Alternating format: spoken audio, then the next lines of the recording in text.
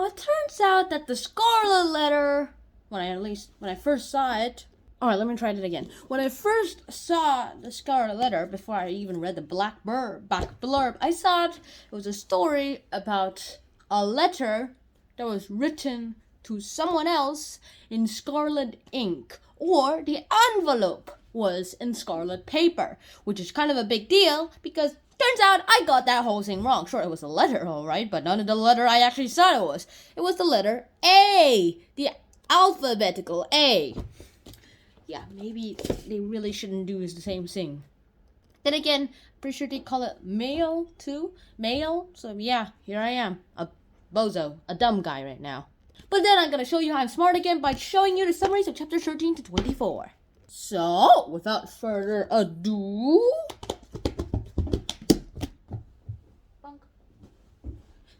the Scarlet Letter, chapter 13 to 24. Where we last left off, we had that meteor shooting right down to Earth.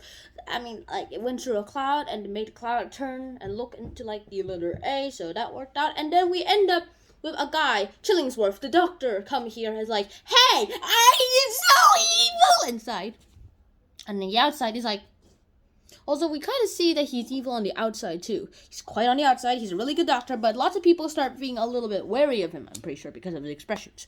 While Gilmsdale, the priest, is, like, starting to get sicker and sicker and sicker, and it turns out Chillingsworth is, like, the leech used on Dimmesdale. Sure, lots of doctors back then used leeches to actually take blood out of it, blood out of the skin, thinking that it would take out the bad blood, and eventually they thought the leeches would die. No. It turns out this happened. It killed the patients while the leeches stayed healthy. So they got sick, sure, but the leeches got healthy. So, and lots of people actually know that using leeches was really painful and also could result death.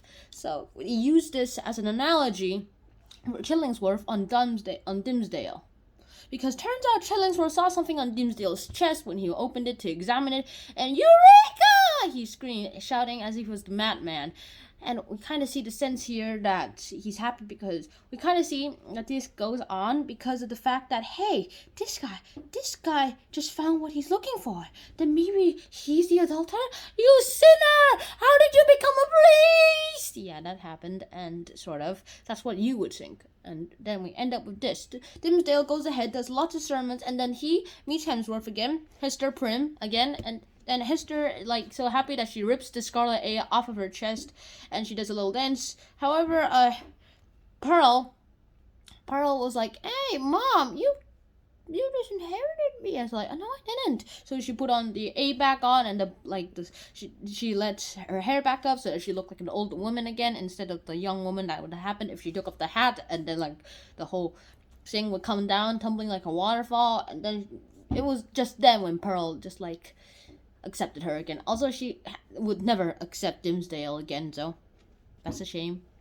And then we fast forward loads of years, and that happened loads of years after chapter 12, and then that happened, and then Dimmesdale decided to give his last sermon. This was also the sermon that Chillingsworth was planned to reveal the secret. But before Chillingsworth could do that, Dimmesdale revealed something on his chest. He opened the chest wide, and everyone could see what was on it. The author didn't say what it was, because I'd like to imagine another A branded on there with hot irons. Yeesh. But for all sakes and intents and purposes, that is probably not what happened. Instead, this is probably what happened. The thing is, after that, he collapsed, fainted, and died. Chillingsworth said, he cursed a lot and said, curse you, and like that happened, and later on, the whole thing was ended.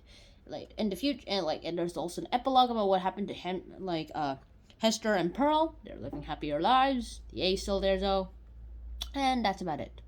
So I hope you guys enjoyed that brief summary of chapter 13 to 24. Hope to see you guys soon in another episode of Hunter and Sean. So until next time, Shine out. Peace.